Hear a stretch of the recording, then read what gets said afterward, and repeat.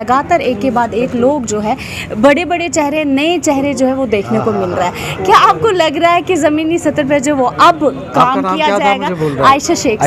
आयशा जी, पहली बात तो आपसे मैं कहूँ, आप कह रहे हैं कि नए नए चेहरे, ये कोई नए चेहरे नहीं है, ये वही घिसे पिटे चेहरे हैं जी। शराब पुरानी है, सिर्फ बोतल बदली है। पुरानी है, सिर्फ बोतल बदली है। पुरानी है, सिर्फ बोतल बदली है। जी सर, कुछ समय से सियासी हलचल और नया बदलाव जो है सियासत में देखने को मिल रहा है। जिस तरह से देवेंद्र राणा जी और उनके साथ सुरजीत सलाथिया भारतीय जनता पार्टी ज्वाइन कर चुके हैं, अब किस तरह से काम जम्मू कश्मीर की समस्याएं जो है वो हल होगी वो देखना बाकी। और इस विषय पे हमारे साथ बातचीत करने के लिए हर्षदेव जी मौजूद है, जो कि Jammu Kashmir national panther party के चेयरमैन हैं। सबसे पहले सर आपका स्वागत है आसमान न्यूज़ नेटवर्क। बहुत बहुत शुक्रिया सर। जिस तरह से नया चेहरा, नया बदलाव सियासत में देखने को मिल रहा है, जिस तरह से भारतीय जनता पार्टी की बात करें, लगातार एक के बाद एक लोग जो है बड़े बड़े चेहरे, नए चेहरे जो है वो देखने को मिल रहा है। क्या आपको लग रहा है कि ज़मीनी सतह पे जो वो अब काम किया जाएगा? आयशा शेख। आयशा जी, पहली बात तो आपसे मैं कहूँ, आप कह रहे हैं कि नए नए चेहरे, ये कोई नए चेहरे नहीं है, ये वही घिसे पिटे चेहरे हैं जी।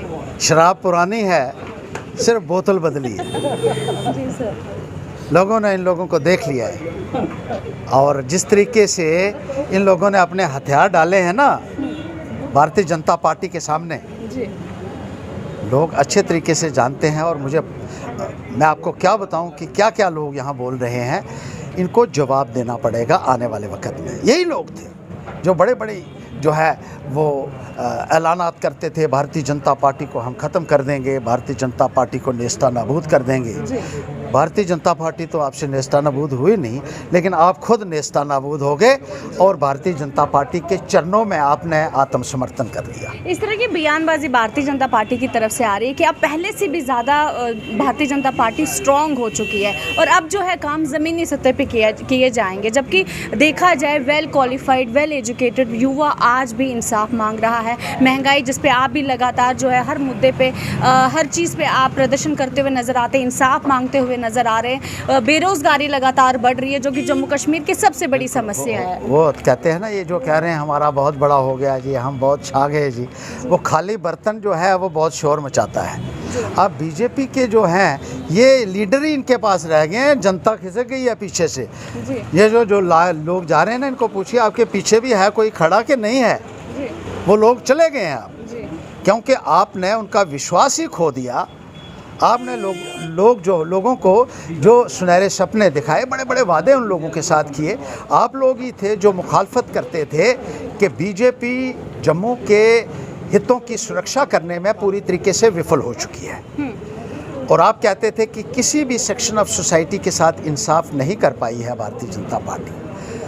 आज वो स्थिति और ज़्यादा ख़राब हो चुकी है। आज देख लीजिए, अनएम्प्लॉयमेंट रेट जम्मू कश्मीर में हिंदुस्तान में सबसे ज़्यादा हो गया। बेरोज़गार सड़कों के ऊपर है, और बूट पॉलिश करने तक इस बीजेपी की सरकार ने उनको मजबूर कर दिया। क्या आपको ये बात बीजेपी की पसंद आई कि उन्होंने तमाम नौजवानों को सड़कों के ऊपर बिठा दिया बूट पॉलिश करने के लिए?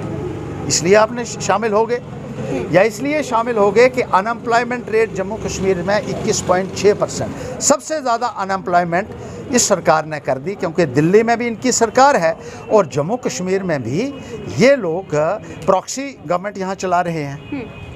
महंगाई इन्होंने आसमान पर पहुँचा दी, आम आदमी का जीना दूभर हो गया है। आप ही कहते थे पहले, फिर अचानक आपको क्यों इतनी अच्छी लगने लगी ये बात? आप कहते थे ये चौकीदार हैं, देश में दो ही लोग होते हैं, एक चौकीदार, एक देशद्रोही।